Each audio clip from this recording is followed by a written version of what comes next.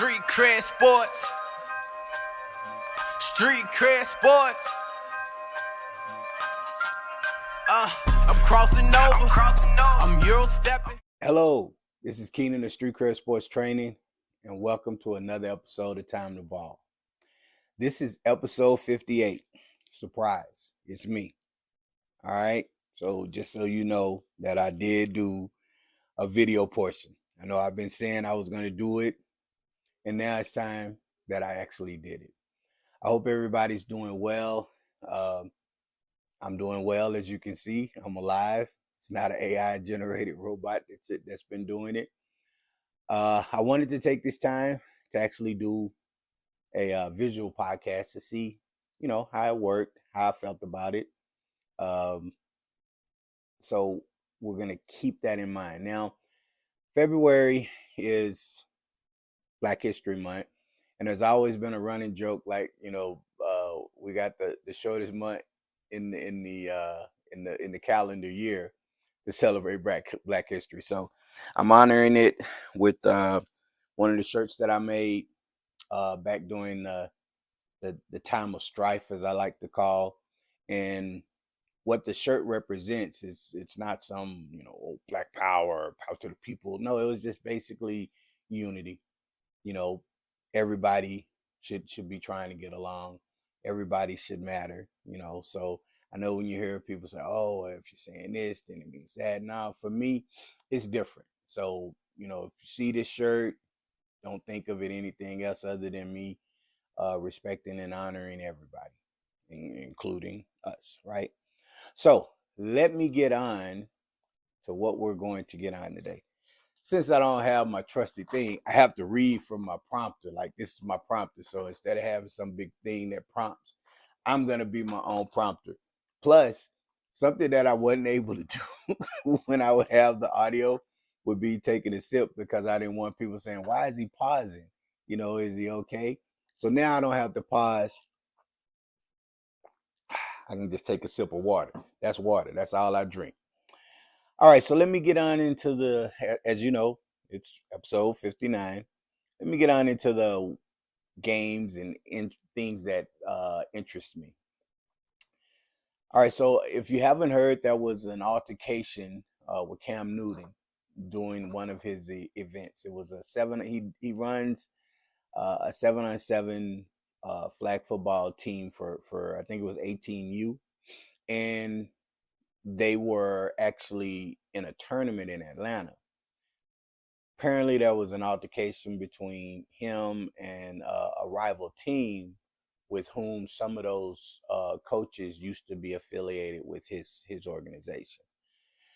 Very unfortunate. Now, I'm not going to go into all the details, because without hearing the full story, if I say, oh, it was bad on this person, it was bad on that person, without knowing, then I'm not doing it justice. So I will wait if I have something to say. If you haven't seen the video, it's a video of Cam Newton wrestling and struggling. I don't want to say fighting. Well, there was a punch or two thrown by somebody else towards Cam Newton. But, for the most part, he wasn't physically throwing punches. It's unfortunate because, the event, what it's geared towards is giving athletes an opportunity to compete and be seen and be put on people's radar. Like when I do my showcases, or when I've been affiliated with showcases, it's an opportunity to see, world-class talent that's possibly going to be playing on the college and pro level. So whenever you have these events, it should be something that we take in the highest of regards. But unfortunately for this event, the only thing people are going to remember about this event was this altercation, and then it casts a shadow on any future altercations. But it unfortunately, this kind of stuff happens. It happens a lot. It was just given more attention because it was a professional player who's out of the league at the moment. But Cam Newton was very big in college as well as NFL. He was a NFL MVP. He made it to the Super Bowl. So, he has a name, and recently before this altercation, he had made headlines with some things he had said about Brock Purdy with the San Francisco 49ers. So, it's a little bit more than what it should be. And I guess what I'll say is I wish we weren't giving it attention because of what happened and what transpired. It should be getting attention for what its purpose is, and that's to get, kids looks and let them compete. Now, trash talking and all of that stuff, that happens, and anybody who thinks that there is no trash talking or trash talking shouldn't be allowed has never really played sports at a highly competitive level, because some people trash talk to get themselves involved. Some people trash talk to try to take an advantage. And some people just trash talk just to trash talk. They just like to hear their voices. So that component needs to be in sports, because it's a part of sports, in the fabric, I feel, in the fabric of every single sport. But those who don't know how to do it shouldn't be doing it. So, and all in all, it was a very unfortunate event, and hopefully it doesn't damper what they were trying to the purpose of what they were trying to accomplish with the 7-on-7 tournament. All right, so next I'm gonna talk briefly, and I actually have experience with this. Russell Wilson, he wants to stay in Denver. It doesn't really seem like they're going to keep him. They're saying they're going to make a decision within a few weeks. It was a really bad season between him and the head coach, Sean Payton. There were things that got out apparently with how Russell Wilson was acting when he got to Denver the previous year, and it touched a lot of people the wrong way, and a lot of people didn't like the way it rubbed off on them the wrong way.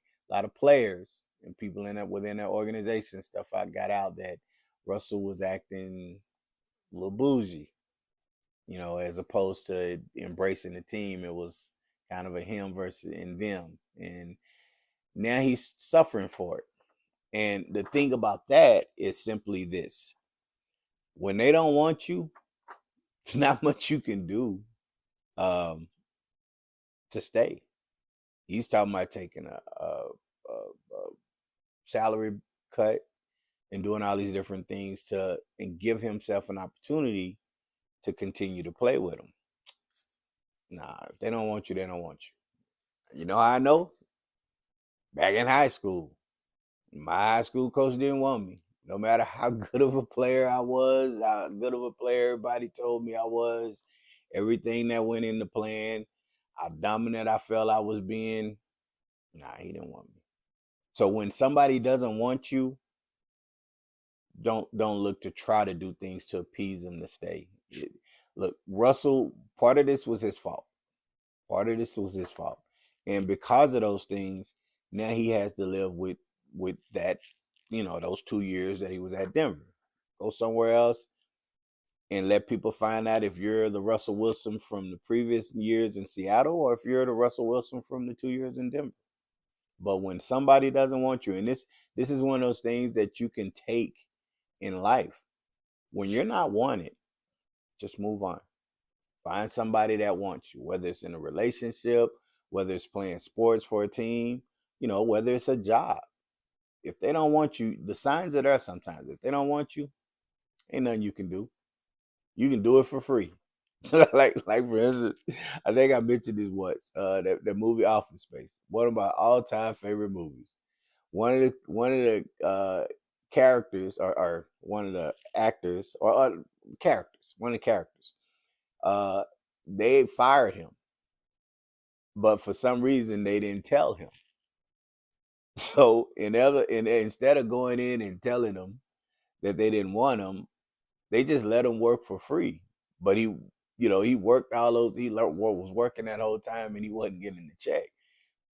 If he'd have worked for free, they, would they have kept him? Nah, didn't matter. When they don't want you, they don't want you.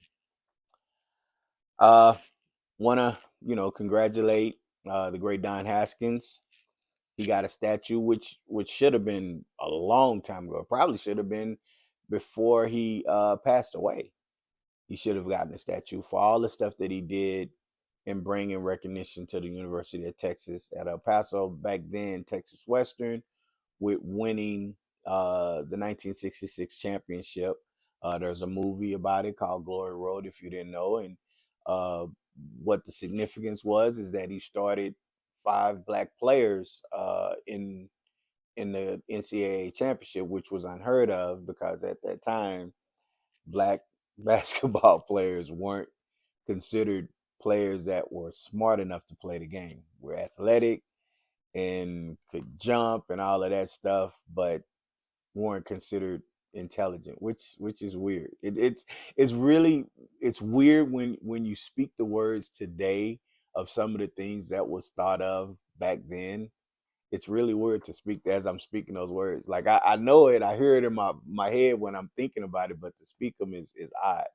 But in any case, he led this city to prominence, and even with them only having that one NCAA tournament championship, the team was a well respected and thought of team. Even when I came here in '91 and I was walking on and everything, the '92 team made to Sweet 16 and should have gotten back to the Final Four, you know. But in any case, he was well respected, and you know, and my Coach Haskins story is a funny one. I don't know if I've actually shared it, but when I was coming to in the summer, you know, I was coming in and I had to come in and work out and, you know, play and get used to the guys and see if I had what it takes. And I had already, you know, ingratiated myself with some of the players. And the guys all looked at me kind of weird when they first saw me, and I didn't understand why. And there was one time where we were walking into the special events, and we call it the Special League, but it's the Don Haskins. Haskins was leaving, and Coach Haskins, we're walking up, and you know everybody saying, "Hey, how you doing?" And I said, "You know, hey, Coach, how you doing?" And he said, "Hey, how's everything going?" And as he says this, I could read the room. Everybody's looking at each other, kind of smiling. And I said, I'm doing great, Coach. You know, and he's like, how's your brother? How's everything going with your brother? And I said, my brother's he's doing fine. And at this moment, I'm saying to myself, okay, he doesn't know who I am, right? Because my brother's younger, and I know he's never met my younger brother, so he probably has me somebody confused. And so then, you know, I'm like, he's doing okay. And he's like, so when last time you talked to Tim? And I'm like, Tim? I, he's like, yeah, your brother Tim. I said, you know, I'm sorry, Coach, I don't have a brother named Tim. He's like, you're not Tim's little brother?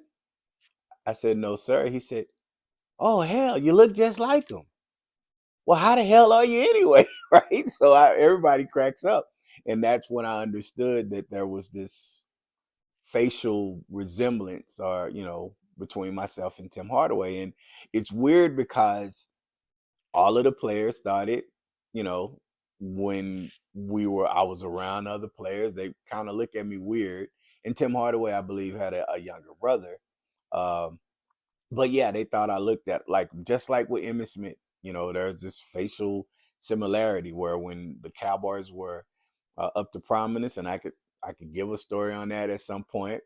But yeah, I had a lot of people thinking I was there, so that was one of my Coach Haskins stories. And then the other one, when we were in the office, and he asked me, you know, how tall I was, and I said uh, about 5'6", and he said about 5'6" some shit. Stand over on the wall right there with the height chart, and he measured it, and sure enough, with shoes, I was 5'6". You know, and that was funny. So, you know, great man, very stern, you know, but he was a very funny person when you're around him. So, I'm very grateful to have at least a story or two. I didn't get a chance to hit the floor with them, but uh he has a statue, and you sometimes hear some people get statues, and you're like, man, how that dude get a statue? That'd be like me getting a statue. Like, how Kate get a statue? What did he have to do? Who he got some pictures of or something to get him a statue? No, this is well deserved, and it's very long overdue. So, congratulations, Coach, and to the Haskins family, for getting that statue. And it's funny because I probably should have been there, but I was doing training when they did the unveiling, because Tim Hardaway was down here, and I probably could have walked up to him and be like, "What's up?" Because I met him. I met him at one of his camps, but it was briefly at a camp he used to do at Eastwood, and he kind of looked at me a little odd when he saw me, and it was kind of that, okay, yeah, I guess he's looking at me like, you know, why is it that you kind of look, similar to me? So, all right, so let me move on. I want to congratulate Dallas Lincoln High School girls who've made the state championship. They're in the Final Four again. This is my alma mater. I'm an alumni of Dallas Lincoln, and just so we understand, since 1989, the girls, Dallas Lincoln girls basketball team, they've been in the state finals 16 times, in the Final Four 16 times, and they've won three championships. This year would be number 16, and they hope to win number 4. So I'm hoping that they get number 4. Our girls program throughout the years has produced some very talented groups, and boys side, has won, but I'm not going to talk on the boys side. This is for the girls because the girls have made it. So shout out to Dallas Lincoln girls, and bring home their championship. And I guess what I'll say to that is, I'm passionate about it, and I'm telling people, this and that about how El Paso needs to get more teams. We're talking, let's see, 24, 34, over 35 years. The girls team at our school has been there, including this year, 16 times. That's almost one time every other year that they've been there. That's special. Now, they don't have 16 championships because you have some really quality teams that they've lost to, and they've beaten some. But to be at the state finals for that many years is special. And we need to get these teams in El Paso on the girls' side to get some, because as far as I know, I don't know of any girls teams that have been to the Final Four in El Paso. And I'll double check that, because I could be really wrong, but I'll double check that. I don't think there have been any girls high school teams that have been to the Final Four, at least since I've been here. Maybe prior to 91, but since 91, I don't know of any. But I'm going to double check, and if I'm wrong, I'm going to sing a tune. All right. I want to talk about the Victor Wembanyama. Yeah, see, last week I said his name. It sounded like Chuck with Giannis Antetokounmpo. See, I can say his name too, but I heard some people talking on sports analysts and stuff, and they were talking about the Victor's the Wembanyama experiment isn't going to end, and that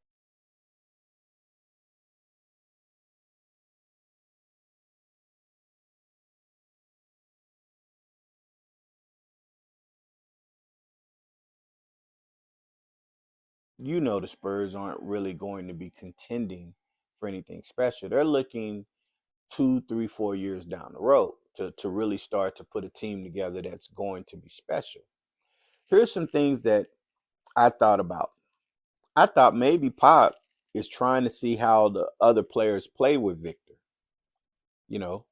Is Victor an alpha? Okay.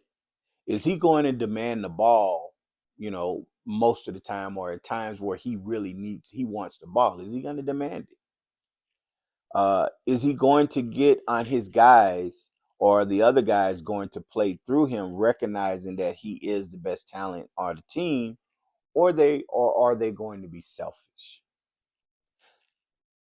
These are things that I think Pop is looking at in the first year. And I think it's very important because I haven't watched a ton. At the beginning of the season, I tried to see him play a lot. But I know in the regular season, at the beginning of the season, things are a little bit, everybody's trying to feel themselves. And unfortunately, you're going to have some players on there that are like, nah, this is my team. He's going to have to learn to play with us type thing. And I've seen that a couple of times. I've seen where the ball should have went to him in certain situations, but one of the other guys have tried to take those shots. And I think it's very interesting because I don't think some of those guys will be there next year. And I think, the question was, who should determine, who's going to be the alpha or who's assertive. And this all stemmed from which players are leaders and stuff like that. Wembanyama might not be an alpha mentality type person. Maybe coach needs to see that. Now, if coach understands that he's not an alpha type of mentality person, now maybe he's going to make sure when he gets, he trades or releases some players, and then he brings in some players that can kind of fill those voids to where Victor doesn't have to. Maybe Victor isn't the type of person that's going to demand the ball. So he just needs to surround him to where Victor can just play. And if he has the last shot, he takes it. If he makes the right pass, he makes the right pass. Not everybody has that I'm going to shoot the ball at the last play of the game mentality. Some people do, some people don't. That's just, how it works. And there's nothing wrong with it. And I'm not saying Victor isn't that person, because I've seen him want the ball and be a little frustrated at times when he didn't get the ball. I've also seen him make a play at the end of the game and passed it to one of his teammates for a final shot. Teammate missed, but that was part of the dynamic of him playing, and he was very complimentary of that person, of his teammate and stuff. So there's a lot of stuff going on, because I think you have a lot of different players. You have a lot of, I don't want to say egos, but everybody's trying to find their way, because they haven't been a good team. They've been a competitive team, and they've been fun to watch. Victor's special. He is special. So I think maybe year 2, year 3, you're going to see a little bit more and understand what type of player he is, because he doesn't strike me as the type that's going to come in and say, this is my team, and I want the ball and stuff like that. He's from France, and I don't think French style of players have that kind of mentality. They can be alphas, but I don't think it's, like Americans, we had this kind of swag, like, nah, this is my shit, give me the ball. And I'm not saying he doesn't. He just doesn't strike me as that. So I think as the season goes into next season, we'll start to get a little bit better picture of it. But I think he's doing phenomenal.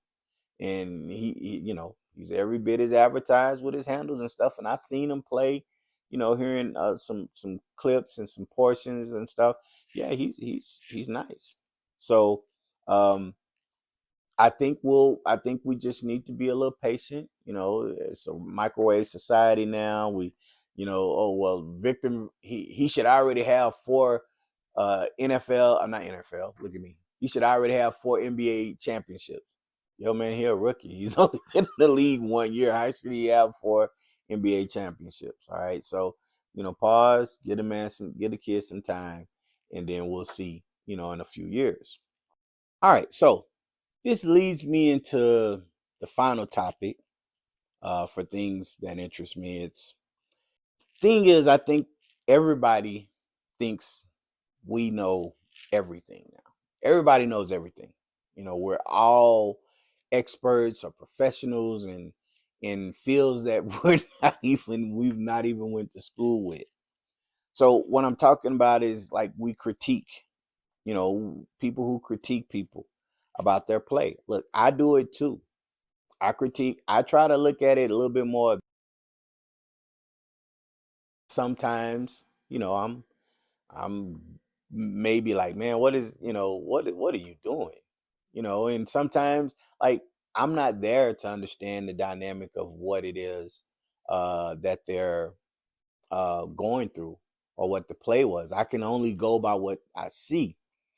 but I think it is becoming it's becoming different with how people talk about people. Like I'll give you an example. I was listening to NBA on Sirius yesterday, and they were talking about the Detroit New York game. Now, if you don't know what I'm talking about, at the end of the Detroit and New York game, uh, it was seconds to go. New York's down one.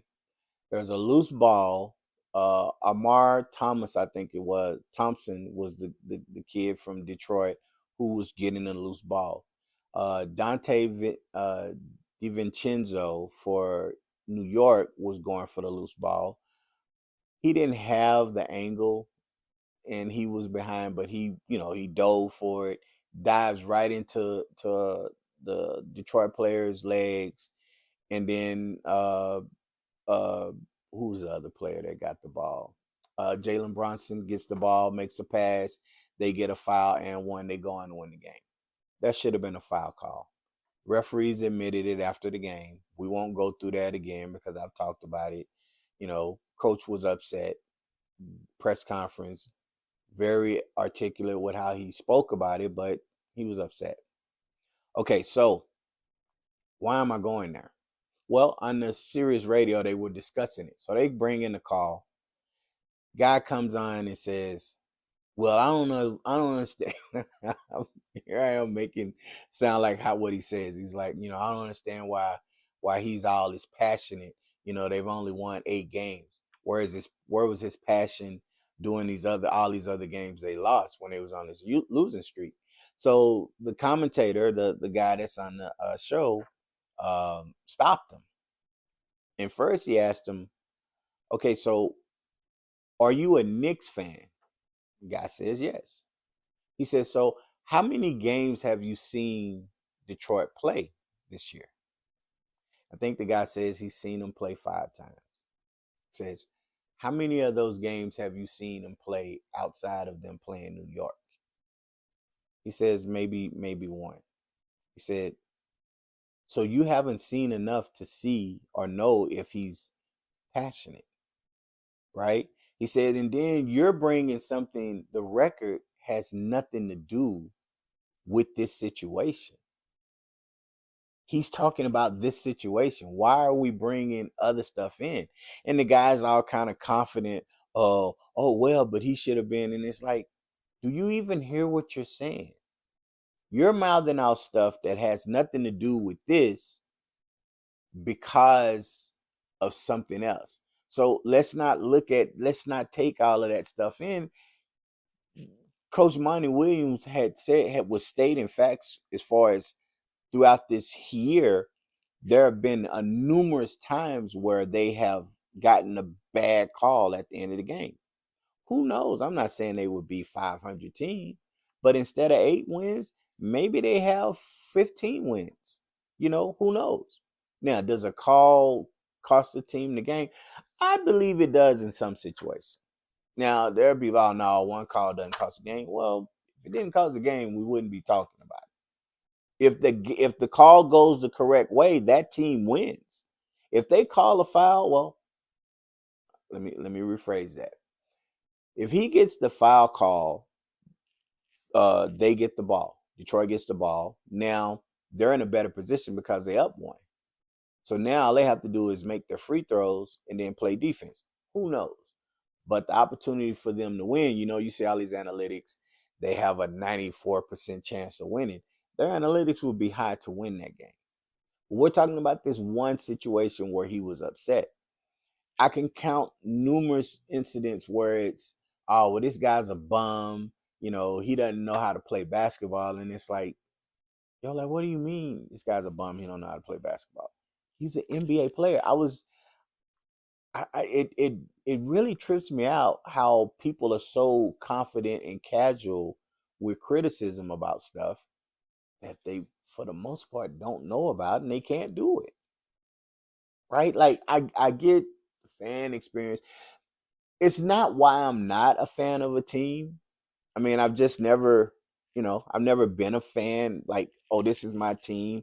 I used to love the Los Angeles Lakers when Magic was playing, but after Magic stopped playing, I was pretty much like a Magic fan. I mean, I still like the Lakers to an extent, but I don't follow teams like this is my team, and I live and die by them. I like players. I follow players. I follow situations. I follow when teams play each other. I like that. So I can't really get into the whole fan experience, but I think the fan experience it allows you to speak on things that you normally wouldn't do. Okay, to give you another example. Mavericks played Phoenix Suns last Saturday or last Friday night. Thursday, Friday, or Saturday night. I can't remember what day. Kevin Durant's walking on the court. As he's walking on the court, passing by to get the warm-ups. Not all the fans are there. There's a lady and a man there. The lady calls him a bitch as he's walking by. He stops, turns around, talks to him. Now she's trying to give him a high five. You could tell she had probably already had one too many drinks. Or maybe she was a little bit surprised that he turned around and came back. She's like trying to give him a high five. He's just talking to him very politely. I don't know what he said. I think he had came out and said what he said to him. The security was gonna kick him out. He told him no. Let him stay. How can you have enough balls, I'll say, to call a man a bitch as he's walking by in the game? Now, if you saw the same man at the mall, you wouldn't say that. You wouldn't call that man. Unless you had some prior beef and y'all have gotten into it. The average person doesn't walk up to somebody and just calls them a name. You're going to call and try to get an autograph. Oh my God, it's you. I can't believe. You're not. You're going to do one of the two things. You're either going to see them and try to get their autograph, or you're going to go on about your business like, I don't like that. But you're not going to go up to them and call them names. We don't see it happen a lot. You know why? Because they probably get their ass kicked. Now, as an athlete, as a person of high status, obviously you run the risk of being sued for assaulting someone, which is kind of wrong in some examples because some people try to do that. But people talk and critique, and it doesn't seem to me like the critiquing is about what it's supposed to be. There was an analyst that said that Steph Curry isn't a great, he's a really good shooter, but he's not a great player when it comes to looking at like LeBron or Kevin Durant. Says that nobody knew who Steph Curry was until 3 years into his NBA career. I had turned it, I was like, man, I don't think I'm gonna ever listen to that guy again because of that. Because anybody who was in the know, knew that when Steph was in the tournament, the ratings were up. People were tuning in because the kid was electric. You had NBA players trying to show up to the games to watch the kid. Now, this draft, he was drafted in it was a lottery draft, I believe. He wasn't the number one, and when I saw him play, I was like, oh, he's going to be special. Told my wife that. I said, he's going to be special. Now, should I be evaluating the drafting talent? No, because there are going to be kids that we all get wrong. But what I'm saying is this critiquing and it's being personal with your comments and disparaging, athletes. And man, we got to get better at it because number one, they're human. They're human. They have families. And here's the reality. If we flip that shit if I flip that shit around, the type of person I was, if I was to see that lady, if that lady called me a bitch, I'd look at her and say, you uncomfortable big ass bitch? How you gonna call me a bitch as big as you are? Now that's really mean. That's really mean for me to say it. But isn't it fair game? If I can turn around and find something, and look, growing up, we talked about each other all the time, and it was all about when you're trying to score on each other, which is, you're talking bad about each other. You're trying to get the biggest, laugh from everybody that lets you know who wins.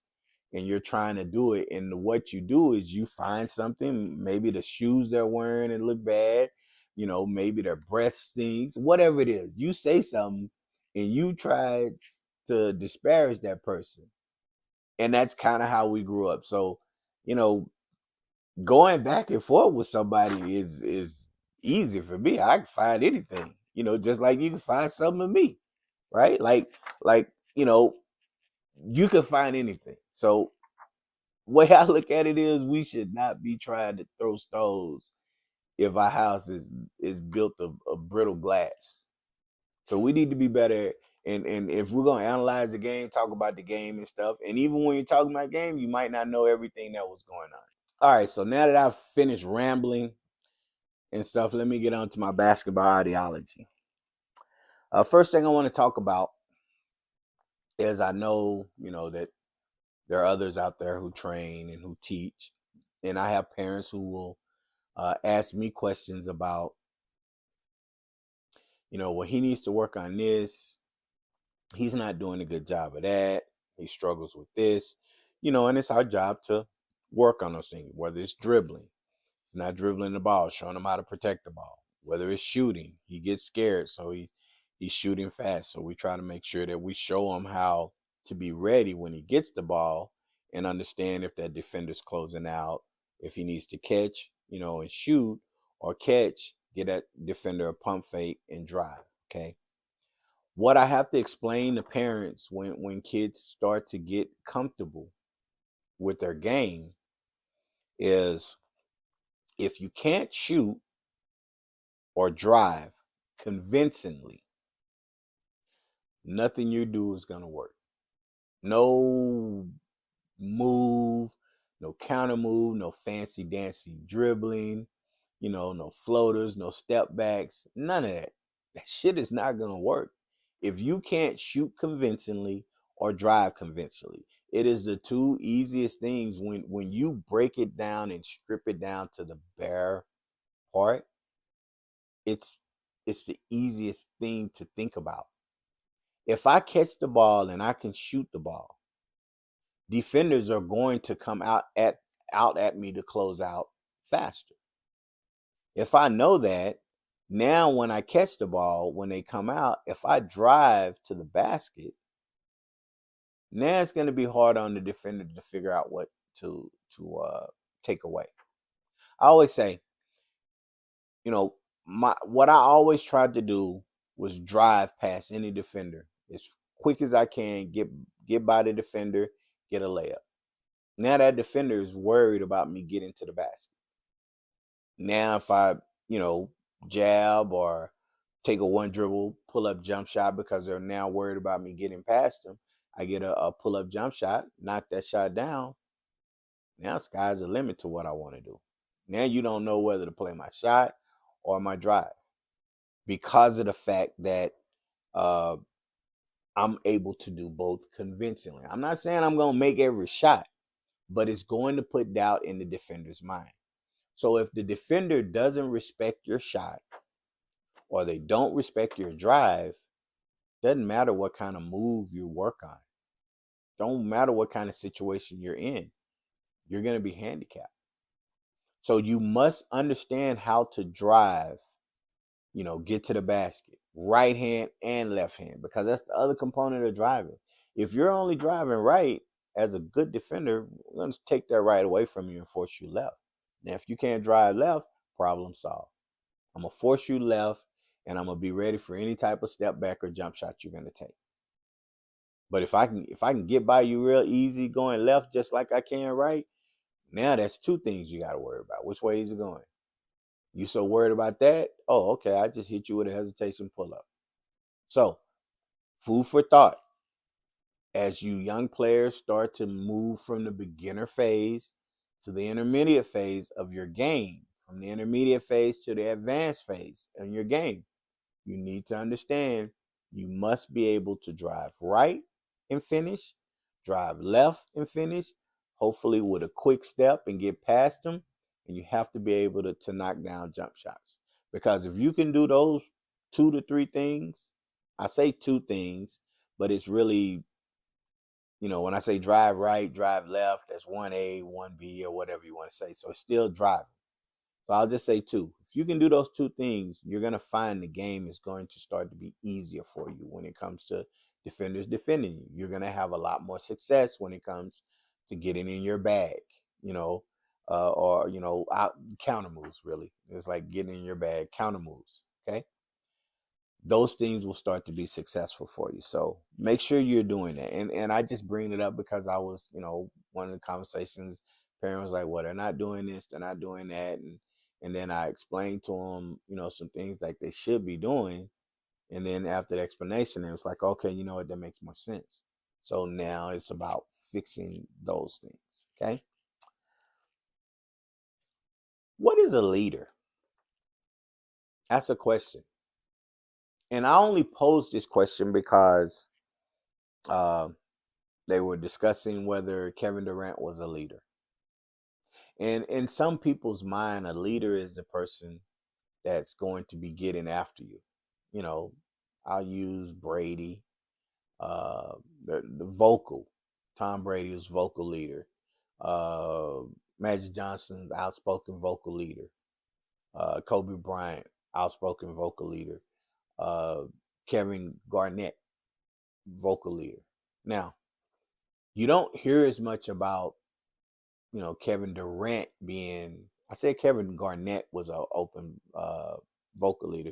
You don't hear as much about Kevin Durant being a quote unquote open vocal leader. There are different levels of leaders. You got vocal leaders. You have leaders who just lead by example. You have leaders who are soft spoken, where they just pick their moments and just give little words of encouragement here and there. It's not brash, but it's effective. All types of leaders. So I don't get the whole, what a leader is to you is going to be different for what I might feel a leader is. So I think we need to stop trying to put something in the box and say just because this and this. They were talking about Steph Curry. Steph Curry doesn't have no killer instinct. He's not a leader. He doesn't trash talk. Well, what came out recently was a kid from Boston who when Golden State played Boston in the final two years ago. Boston won. They go up 2-1. Steph is over there talking to him, and he apparently tells him, "Yo, that's a good win. Enjoy it. That's y'all last win." And then they go on to win 3 straight.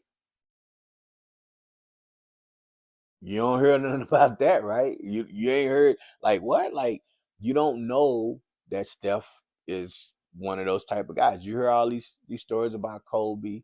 You hear them about Jordan, Magic, all of these guys. You rarely hear these stories about Steph Curry. So now does that change? No, to me it's, hey, everybody's different. Steph might be not a vocal leader where he's out and he's getting in people's faces, but you don't know what they're doing in practice. You don't know if he's sitting around, pulling around, talking. You don't know if he's texting them or calling them after game. Hey, man, come on over for lunch. Get them over for lunch and discuss stuff. You don't know that because you're not there with them. So what a leader is, to me, is just somebody who holds everybody accountable. That is the key word. He holds him or herself accountable, and they hold their teammates accountable, and they hold their coaches in a professional stance. They hold upper management accountable. In a lower sense, you hold everybody accountable, from your teammates to your equipment manager to your coaches. Everybody's accountable. To me, that's a leader. Now, somebody else might have a different view of what a leader is, and that's great. That's how they view it. Everybody views things differently. But to me, it just goes to the word accountable, right? However you do it is however you do it. Some people do it differently than others. So that's what a leader is in my eyes. Okay. All right. Uh I was okay. We have pickleball now. Yeah. Got pickleball courts. I got all taped up and everything. It's not the greatest looking, triangle. It doesn't quite look like a triangle, but it's really close. Meaning I'm proud of it. I'll just say that. I'm proud of how the how the pickleball court came in. And I have a pickleball they rent the court every Sunday. So during this past weekend, one of the guys got there early, and I told him, you can't be on the court right now because we were still training. And, I like to keep things separate. I could possibly let him in, but I'm kind of a stickler when it comes to stuff because I'm looking at different things. If you hit the ball and I'm running a drill and the kid doesn't see the ball and they slip on the ball, that could be an injury. And, so my mind goes all kinds of places. But in any case, after the training was over, I said, "Hey, you can come on in." He's coming in, he's stretching, and I'm, moving everything around. And we were talking. He was asking me about my business and what I do, and I kind of gave him a quick little summary of the business, how long I've done it, and uh, we started talking about playoffs, and I was telling him about, different teams in El Paso that were in the playoffs and stuff, and then the conversation got really interesting because what I was talking about was that, El Paso has had a history of teams not making deep runs in the playoffs. Just case in point, after the first round of playoffs is the area, I think it's area portion. So most teams play an El Paso teams, right? So you're gonna get rid of half the teams in the playoffs. Then you go out in the area and you play teams from other parts of the state.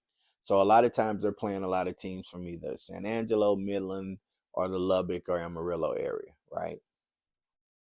On the girls' side, we were pretty much wiped out. There was one girls' team left, which was Eastwood, that lost the following game. Okay. And now on the boys' side, the one lone team that's standing. Shout out to Chapin High School and Coach Rodney Lewis for making, I think it's fourth consecutive Sweet 16. And that's a huge accomplishment. Andrews, shout out to Andrews for they lost to go to Sweet 16, but they're going to be a promising team now.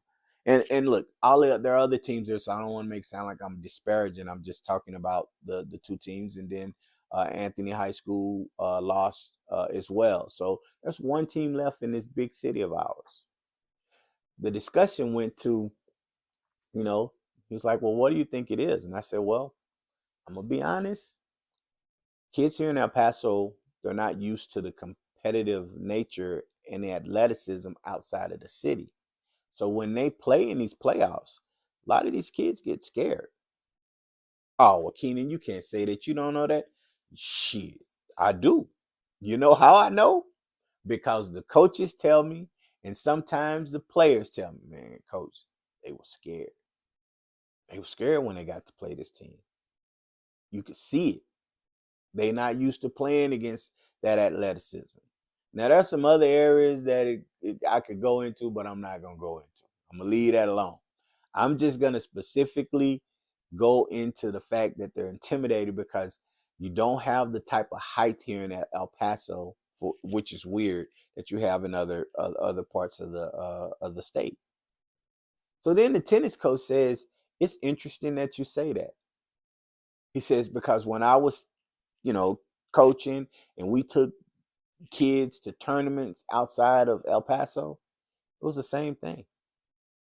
They were scared. They were intimidated. They played against bigger, stronger players, and they would just fold up and not want to compete."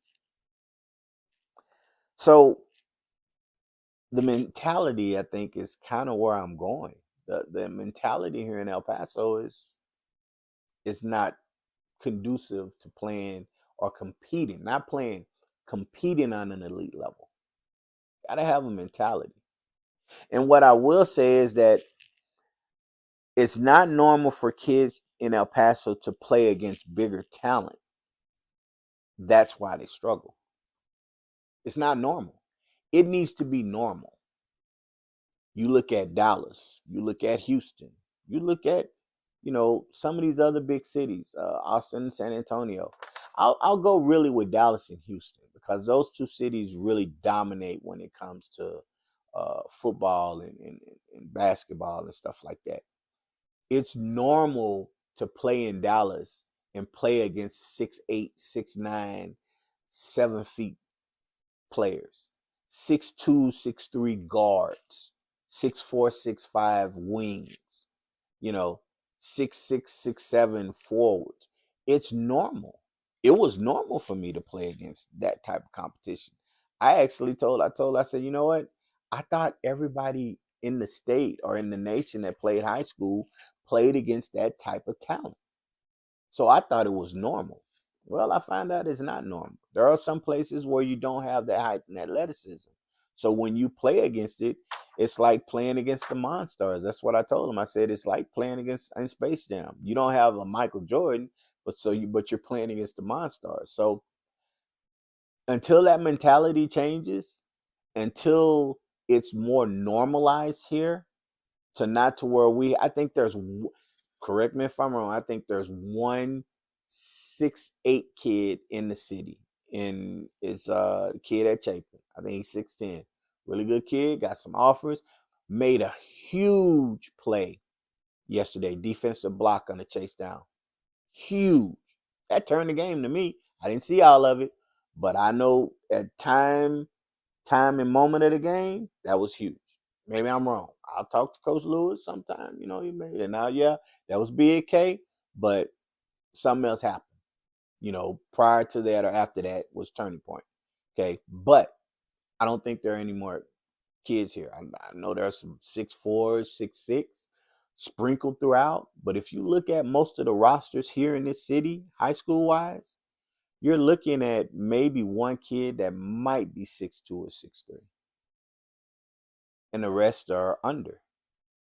Those type of rosters, it's not normal for those kids to play against teams with that height, with the height that is going to be looking like a college roster.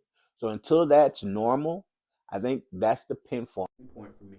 Until it's normal, and until we're starting to play against the type of mentality and athleticism on a regular basis, not a once in a while basis, then I think you'll see El Paso start to ascend, because the talent is here, but you don't always have the mentality that you need. Because there have been some really talented teams, and then you look like, how's it that this team loses the second or third game of the playoffs? This team is a Final Four built team. Okay, so there you have it. But it was, I just swear it was interesting that it was a tennis coach who was saying the same things that I was echoing. Very interesting. Okay, last thing I'm going to get into, and, I know I keep saying I'm a dedicated, but I keep forgetting. You need to understand what you are signing up for if you're getting on a travel ball team. Okay, I had a parent, recently I was discussing, they're on a team, and apparently they pay a certain amount a month, but then there's like, oh, well, yeah, we got to pay this for uniforms, and they're not really understanding. And I had to explain to them pretty much, like, if you're on a travel team, if it depends on if it's a quote unquote independent or circuit team. So what is the independent? Independent travel team is a travel team that tries to play in all of the different tournaments where they're not shoe sponsored. If you're on a circuit, pretty much with a shoe sponsored team, you're playing only where those teams are playing. Now, circuits don't have to be shoe related, but that's kind of how it started. But shoe related teams, and if I'm wrong, somebody will let me know and I'll make a correction. That's one thing about me, and I don't have a problem saying, you know what, I was wrong on that. My intel was wrong, but this kind of synopsis of what I got from talking to people as I've learned that space. Um, if you're in a a shoe company, whether it's Nike, Adidas, Under Armour, New Balance, Puma, Reebok, can't think off the top of my head, but if you're on one of those teams, I had to explain to parents, if you're one of those teams, if you're playing on them, you can't wear another brand. So if you're Under Armour, you can't wear Nike socks or, while you're traveling or while you're on the floor, you have to be in that sponsored, gear. If you're on a Nike team, I'll just say a Nike team. Well, you know what? Yeah, I'll just say a Nike team. If you're on a Nike team, you can't play in an Adidas sponsored tournament. Unless I'm wrong, somebody correct me. But from what I've heard, no, it's not allowed. They don't even like to cross and play each other, which is odd. But you don't get a lot of that. Now, if you're independent, you don't get to play in a Nike team, but you can play in any other tournament. And there are some huge tournaments that are independent tournaments where you can get just as much exposure, if not more, than what you would get if you were on, a shoe circuit. So I had to explain that to him, about clothing. And if you're signing a contract, which some of them will make you do, but I said, look, make sure you get everything in writing as best you can. Understand what the total charges will be. You can ask, like, look, if we're paying $100 a month, what is this $100 going towards? They should be able to tell you. And look, you're going to have some coaches that are getting some money and paying themselves out of the fees that they're charging. And I think it's perfectly fine. I know I have somebody, why are you charging me? Why are you making money? Look, you got to understand what the coaches are doing. They're structuring practice. They got to pay for the gym. They're implementing plays. They're calling and they're doing all of this stuff, setting up. Yeah. Now, if you're doing it and you're telling people you're not making any money, but you are taking money on the back end, that's different. Be upfront with them. And if one parent doesn't like it, there's going to be two or three that are okay with it. That's really how you kind of got to look at it. It's a numbers game. As long as you run your program fine, you should be okay. What I explained to them is get them to let you know about the schedule, because sometimes if you're on a travel team, they should know their schedule well in advance. It's last week of February. That schedule should have already been set, back in January, back at the beginning of February. I know teams, their schedule is set the previous year. So for the 2024 travel season, they already have it set around September or October of 2023. They know where they're going. Understand if your team is a travel, if they're going to be playing in exposure, right? Now, it's good to get your kids out and play, but a fifth or sixth grade team, I do tend to agree, unless you have some highly touted kids, you probably don't need to be playing in an exposure event where you have college coaches and stuff. Although college coaches tend to look at prospects further out. But unless you have a kid that's like that, get them out and let them play against really good competition so they can grow. Okay, now, what they do is what they do. I'm not saying right or wrong. If that's what they feel, that's what they feel. That's what parents pay for. But if you're getting into a travel team, you need to know, you need to have questions. You need to ask, and you need to put deadlines. You need to find out what, look, this is what we're paying for now. This is what we're paying. Okay, when are we going to get this? When is this going to take place? That stuff should all be covered when you first really good established travel teams. All of that stuff is covered right then and there, in every A, B, and C, D. Newer ones, they're kind of go as they go. They're looking at stuff, which isn't a bad thing, but to somebody who might have been taken advantage of, it could be a red flag. So we just want to make sure that we're keeping stuff on the up and up. And you ask them, and if you don't feel comfortable, don't do it. Maybe it's not right for you. Maybe you need to find a different team. Maybe you need to just see what they did for this year. And then if now it meets your comfort zone, then you sign up for it the next year. All right. So I hope that helps. There are a lot more layers and stuff, information, but just wanted to bring that up because, you know, I get that question a lot, and want to make sure I can share it. Hopefully it helps somebody who's kind of on the fence, not really sure what they have. Hey, if you got questions, hit me in the comment section. All right, so I'm gonna take one more sip before I get out of here. Wow, that water tastes good. That's pure water. Is that from the Himalayas? That's a joke from way back.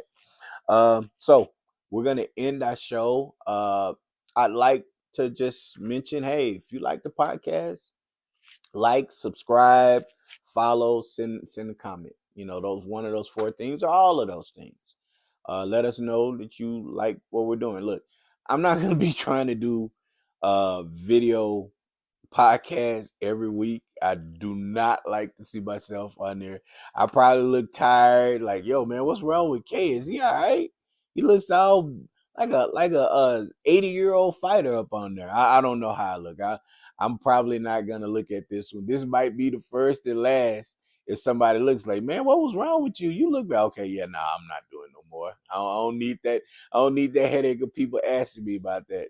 So, you know, we'll see. I mean, is there an opportunity for me to do only video? Possibly. I kind of like the audio. I don't know, but we'll see, because I'm having to get used to, like, you know, when I'm talking, I can look around and everything. Here, I got to try to be looking, because I don't want y'all saying, what is he looking at? You know, is there animals in there? Or, you know, the man got roaches he's watching? He's trying to stomp roaches or anything? Like, nah, I'm not. That's not an issue. But it is a little different when you have to make sure you're watching camera, just like in TV, and it's like, where am I at? Camera 2? Let me look at camera 2. And they do that. No, camera 1. Oh, okay, gotta look right here. And then you talk to the camera. Now I don't have to do that. It's just this one. So I'm gonna end it like I always end it. Look, enjoy each other, help each other out, be good to each other, because you never know what's going to transpire. But when it comes to this, especially in sports with training, my thing has always been, if it was easy, everyone would be doing it. I'm out. Street cred sports, say it with your chest. Yeah. Go get it from the net. Street cred sports, okay, that's a bet.